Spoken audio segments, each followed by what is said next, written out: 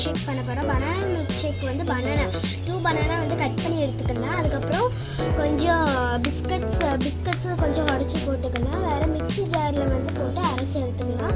Mixer பண்ணி எடுத்துகிட்டு அதுக்கப்புறமா நம்ம கொஞ்சம் சீனி மட்டும் கொஞ்சம் சீனி தண்ணியும் கட்டியாக வரும். அதனால சீனி தண்ணியும் போட்டு மிக்ஸ் பண்ணி எடுத்தால் banana milk shake ready. Share பண்ணுங்கள், லைக் பண்ணுங்கள், சப்ஸ்கிரைப் பண்ணுங்கள்.